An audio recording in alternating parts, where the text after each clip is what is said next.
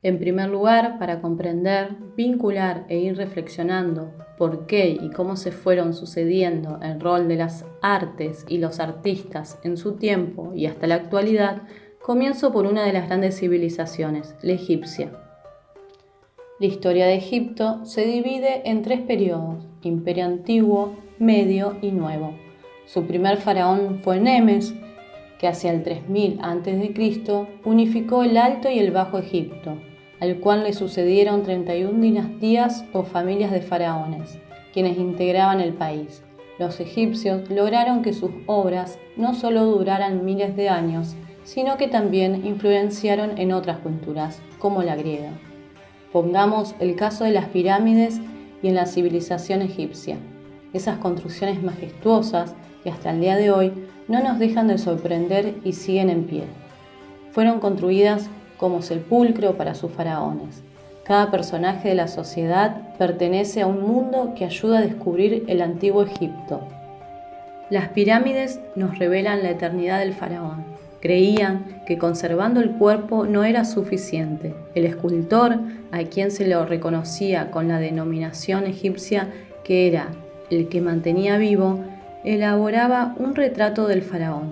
Lo colocaban en la tumba donde nadie podía verlo, donde operaban su hechizo y ayudase al alma a revivir a través de la imagen. El faraón era el rey supremo y se lo consideraba un dios con el privilegio de la vida eterna. La función principal de la pirámide era la de acoger al cuerpo del faraón, junto a sus pertenencias y objetos que aseguraban su vida en el más allá. Algunos historiadores creen que su forma deriva de una piedra triangular llamada Ben-Ben, encontrada en el templo de Heliópolis. Cuenta una leyenda que la piedra emergió de las aguas cuando se creó el mundo y que su forma triangular tenía un significado simbólico y un efecto mágico. En vista de su forma triangular, simboliza el renacimiento del triunfo a una nueva vida. El faraón encarna a Dios creador sobre la tierra. Los conjuntos de Keops, Kefren y Miserinos presentan 2 elementos que aparecieron por primera vez en el conjunto funerario de Djoser durante la tercera dinastía del Imperio Antiguo: la pirámide y el templo funerario. La pirámide escalonada de Djoser deriva directamente de la superposición de mastabas, los monumentos funerarios de las primeras dinastías. Progresivamente se fue perfeccionando hasta conseguir los muros lisos. Al lado norte de esta primera pirámide se construyó un templo funerario, que después pasaría a situarse al oeste y a convertirse en un espacio imprescindible para toda la residencia de la eternidad. Los 3 conjuntos de Djoser, integrados básicamente por una pirámide, un templo funerario, una rampa y un templo bajo, fueron imitados en todas las tumbas reales del Imperio Antiguo. A partir de este momento, dejan de construirse pirámides y los enterramientos reales. Cambia su tipología. La escultura era una expresión artística muy destacada en Egipto. Los 2 tipos de representación escultórica son el relieve y la estatuaria. El relieve aparece en las tumbas y en los templos como elemento esencial de la arquitectura y su finalidad era proclamar las virtudes y poderes de los dioses, exaltar las hazañas del faraón y mostrar los trabajos y esfuerzos cotidianos de los egipcios.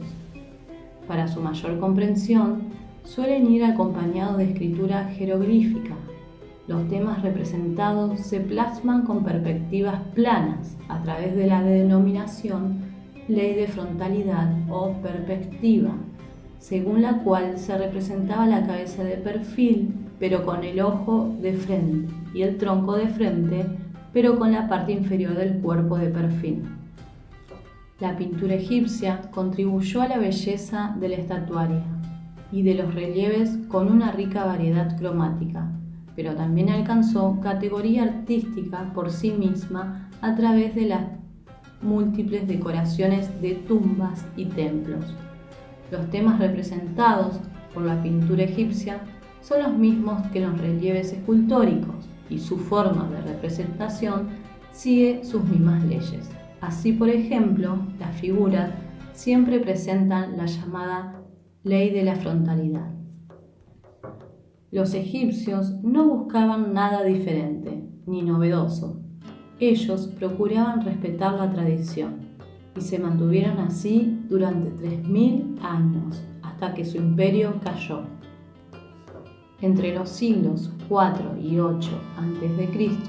nacía la cultura y el arte de la antigua Grecia, llamada Hélade, nombre dado por los griegos.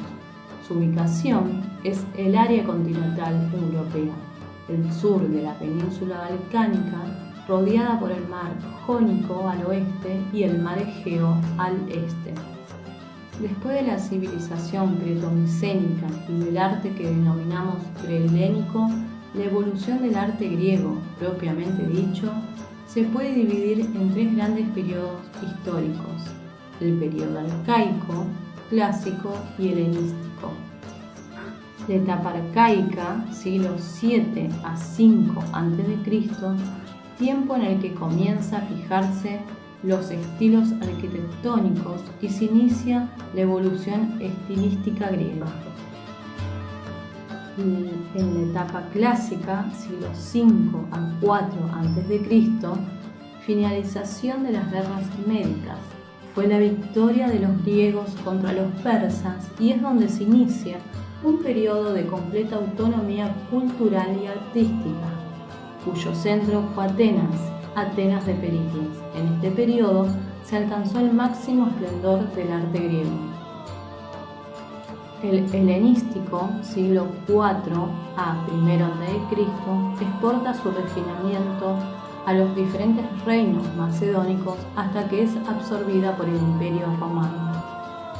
Los antecedentes de la historia de Grecia corresponden a Creta y Micenas. Estas dos civilizaciones del Mediterráneo Oriente se la conocen por el desarrollo del arte cretomicénico. La micénica, 1600 a.C. al 1200 a.C., desarrolladas en las ciudades de Micenas y Tirinto, y la cretense, 2600 a.C. al 1400 a.C., ubicada geográficamente en la isla de Creta. A lo que se refiere a la arquitectura minoica, podemos observar palacios pensados como si fuesen una pequeña ciudad, donde se destacaban un patio central en el cual alrededor funcionaban diversas zonas independientes. Las características de esta arquitectura la vemos en las columnas, donde los fustes de color rojizo se van aumentando de diámetro desde su base el capitel, formado por un equino de moldura convexa y un ábaco cuadrado. Fue un referente para el desarrollo del estilo dórico griego. En el interior de los palacios minoicos, los muros estaban decorados con los bajorrelieves y las pinturas al fresco que recrean básicamente escenas de la vida cotidiana y de la naturaleza. En cuanto al estilo, una rica gama cromática y la representación en perfil de figuras contorneadas con una fina línea negra evidencia una clara herencia de los modelos de la pintura egipcia. No obstante, la pintura minoica tiene un mayor dominio del movimiento, como se aprecia en el famoso fresco de la tauromaquia, Juego sobre un toro, del Palacio de Knossos. La decoración pictórica sobre cerámica evoluciona a partir de la llamada cerámica de Camares, caracterizada por la decoración de motivos geométricos, hasta una decoración más naturalista de motivos básicamente marinos. En escultura, tan solo se conservan pequeñas estatuillas de marfil, bronce y arcilla. El naturalismo peculiar del arte cretense refleja un entusiasmo por la belleza y abundancia de la naturaleza. En el arte micénico podemos encontrarnos con palacios que fueron muy distintos a los de los palacios cretenses, construidos en zonas bien altas y amurallados, lo que evidenció la necesidad de defensa. Estos no se organizaban en patios centrales como los minoicos, sino que la parte central era denominada Megaron. Sus techos eran más altos y más cerrados. Los domos y prodomos fueron el punto de partida para el desarrollo de la estructura del templo griego. A lo que se refiere a la escultura micénica, un ejemplo es la Puerta de los Leones, dos figuras enfrentadas que se erigen sobre el dintel. Los tolos o tumbas de los príncipes micénicos, espacios funerarios cubiertos por una falsa cúpula creada por aproximación de hileras de piedra, guardaban en su interior excelentes trabajos de orfebrería como la máscara de Agamenón, realizados para juegos funerarios de los príncipes. La afirmación del filósofo Protágora, el hombre es la medida de las cosas, sintetiza las características del arte helenístico.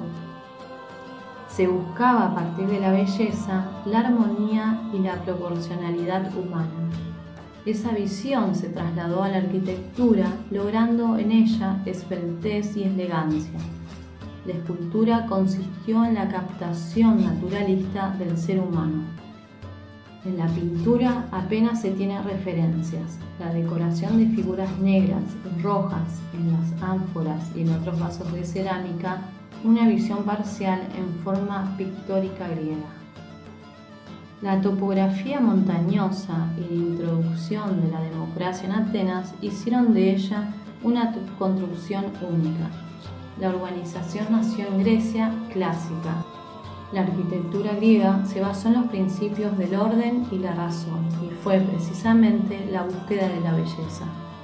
Predominaron las líneas horizontales y verticales. Las proporciones y las líneas se unen con el fin de conseguir una simetría y una armonía visual, y lo lograron con cálculos matemáticos, con lo que consiguieron grandes ilusiones ópticas.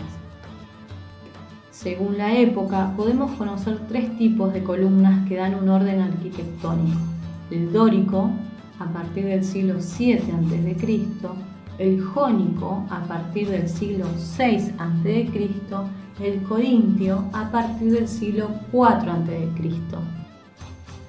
Los griegos eran politeístas, lo cual tenían diferentes templos dedicados a cada divinidad. En el interior de cada templo guardaban la imagen. En un principio eran de madera y luego fueron de mármol blanco. La forma más común deriva del Megaron de Micenas. Según la gran variedad de tamaño, hizo que existiese un nombre para cada uno de los templos. Otros edificios significativos fueron el teatro, los estadios donde se hacían competencias atléticas, los gimnasios o palestras donde se practicaban ejercicios de lucha y gimnásticos. En escultura griega se distinguieron dos tipografías, el relieve y la escultura exenta. Se realizaban en mármol y bronce, también de madera, oro y marfil. El tema principal fue la figura humana, motivo de estudio y reflexión de la cultura griega. Hubo una evolución en el arte griego con la aparición de las esculturas monumentales, las cuales se dividen en tres etapas: la arcaica, clásica y helenística. La arcaica, siglo VII y VI a.C., la escultura de esta etapa se caracteriza por la rigidez y frontalidad del cuerpo, influencia de los egipcios, y podría llegar a medir hasta 3 metros. La clásica, siglos V y IV a.C., alcanzaron a representar el modelo ideal de la belleza humana. Las proporciones eran equilibradas. Hacia el siglo IV se representaron los sentimientos y emociones, la expresividad. La helenística, siglo IV a I a.C., las formas caracterizaban tensión y movimiento, mostrando sentimientos de sufrimiento y tensión. Surgieron grupos escultóricos, el teatro y la anécdota. Existieron dos tipos de mosaicos de guijarros: pequeñas piedras naturales blancas o ligeramente coloreadas, que se encontraban en playas o ríos secos, y teselas, pequeñas piezas de piedra de diferentes colores. El Partenón fue el gran templo que los atenienses, tras derrotar a los persas, ofrecieron a la diosa Atenea. Es el mejor ejemplo de la perfección de la contribución, de las matemáticas, la decoración escultórica. Es modelo de síntesis absoluta entre arquitectura y escultura. Además, su distribución interior de la celia supuso una evolución importante en el desarrollo de este espacio sagrado de mayor o menor regularidad.